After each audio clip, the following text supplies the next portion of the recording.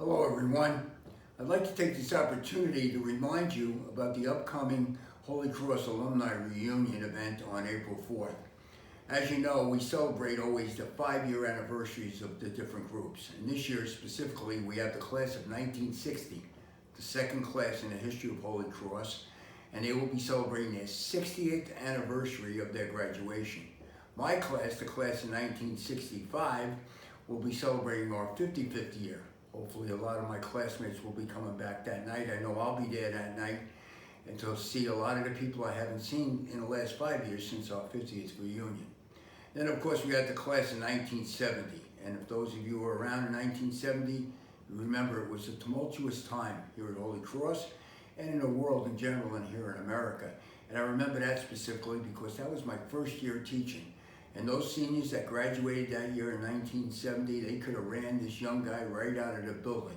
But they were a great bunch of young men at that time. So hopefully I'll see many of you that day.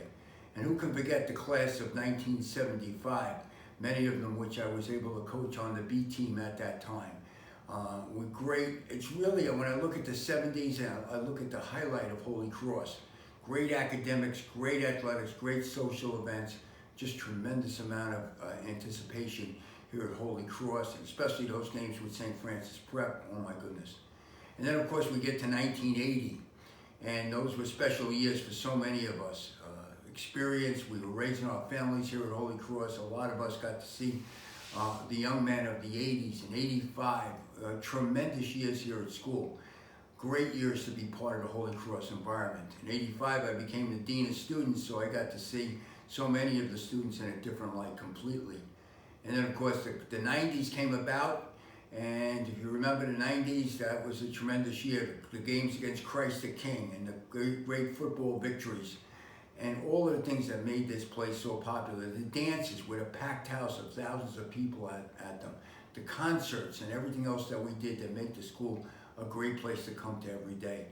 And of course, by 95, I think I was just about finished being a Dean of Students and chasing years all over the building.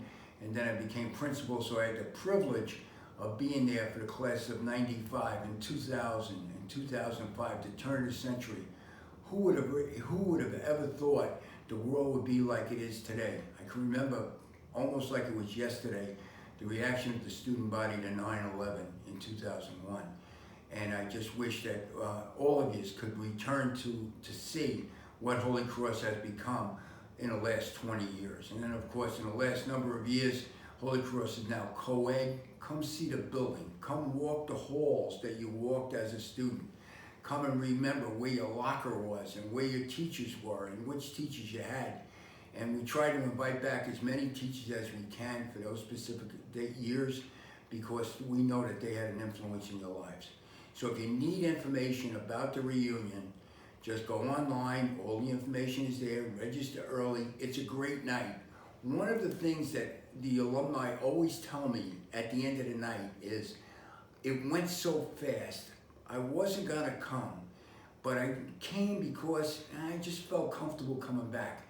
And once I was in the building, it was like I was never gone. It could be 30 years, it could be 40 years, it could be 60 years.